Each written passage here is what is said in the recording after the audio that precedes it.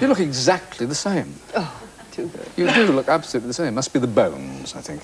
Is it true this is your first ever talk show or chat show? Yes, Michael, you see how irresistible you are? Yes. Well, who or what persuaded you? Did you see the killing fields? Yes. Did you see them? Mm. Well, that really explains it all. The Khmer Rouge, Pol Pot, who was responsible for the deaths of between 1 and 2 million people in Cambodia.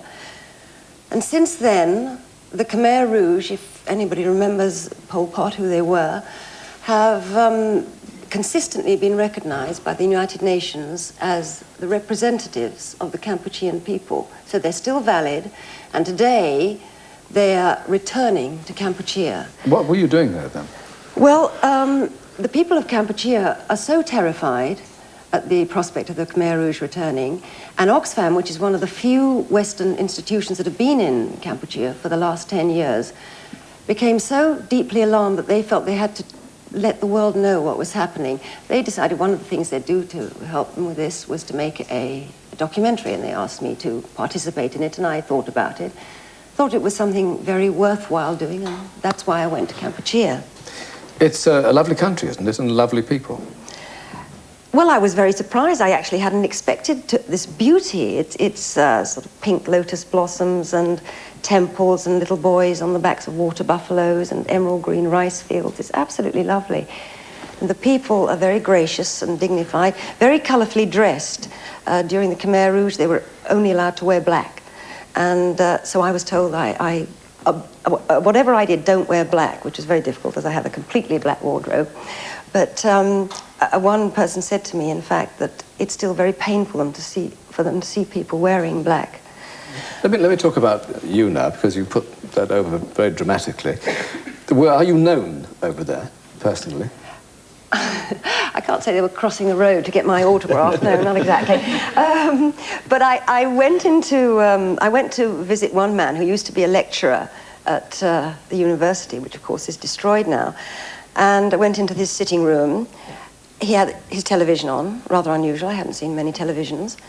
Something rather familiar about what was playing. My God, it was Dr. Zhivago, subtitled in Cambodian. Not dubbed? No, not dubbed in Cambodian. But I don't know where he managed to get it. It was quite remarkable, noble effort, I think. This man said, "We have hope because we believe there is still reason in the world. But if the Khmer Rouge come back to Cambodia, then we will know there is no reason left in the world."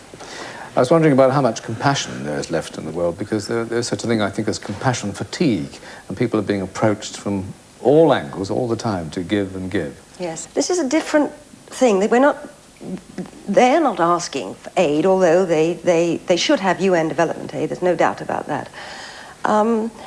You see, I think if the Khmer Rouge go back into Cambodia, we will be knowingly allowing another Holocaust to happen. And I'm sure there are lots of people who would do something, anything, to prevent that happening.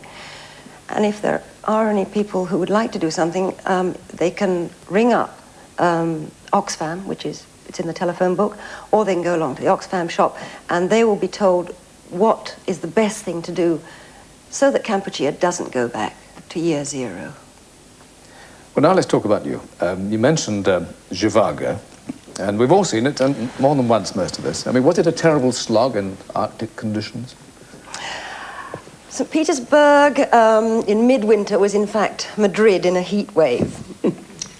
And we were all waiting. This multi-million-dollar epic was waiting to be made while we were all sweating away in our furs in 100 degrees heat, waiting for the snow, which never came. So finally, we were saved by the props and set dressers. You were waiting for snow in Madrid? No, it was winter. It was winter, and we were told there was going to be snow, and it was a freak heat wave. Wouldn't you enjoy that? You must know that very story. And so they covered the whole of the set in mountains of marble dust, and for the long shots, the fields were covered in miles and miles of bed sheets.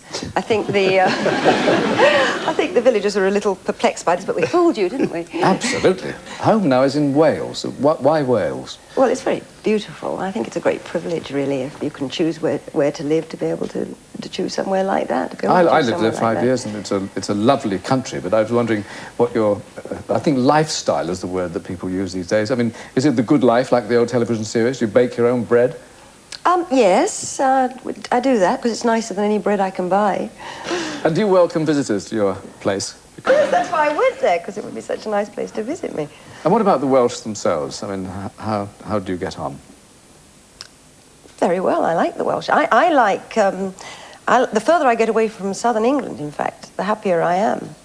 Far away again, your exotic childhood in India. Do you remember I mentioned at the beginning this, that you were tied to a tree by your nanny? I read this. Is it true, and do you remember it? Well, I did wonder if it was a nightmare. It's so vivid. I mean, have you ever had something you remember from your childhood which was so horrible and awful that, yes. That you were not quite sure whether it was real or whether it was a nightmare? I think it was real because it's so vivid, but I sometimes think I can't believe anybody did that. It must have been a nightmare. And had you done something naughty? Do you remember the details of it? Whoever knows who's done anything naughty when they're a kid. Yes. Have you ever been back? Yes, I went back for when I made Heat and Dust. Of course. Yes, yeah. And that was another place that I thought Didn't go back to the old tree, though. No, I went back to the old home that I was brought up in. I could have been in Timbuktu. I just didn't know where. I didn't recognise anything. Did you knock hell out of the nanny when you went back? No, that nanny wrote to me recently. Not that one, perhaps. I think I had a series of them, but I'm going to have to look her up. It's fascinating to look her up, isn't it? Yeah. Sounds like a character from the Python story, doesn't she? Going around tying people to trees. Well, there's another story, apocryphal perhaps, about you being expelled from school for telling naughty jokes. It was a convent. I mean, did the nuns feel you were beyond redemption? I don't know whether they thought I was beyond redemption. I think it was the most incredibly cruel thing to do. Now, who here hasn't told dubious jokes as a child? Never. Do you remember the actual joke? How naughty was it? Do you want me to tell you? Yes.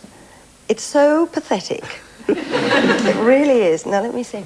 A man and a woman were travelling in a train.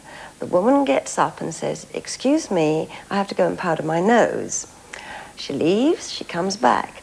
The man gets up and says, "Excuse me, I have to go and powder my nose." He leaves, he comes back. The woman looks at him and says, "Sir, you've left your compact open and the lipstick is showing."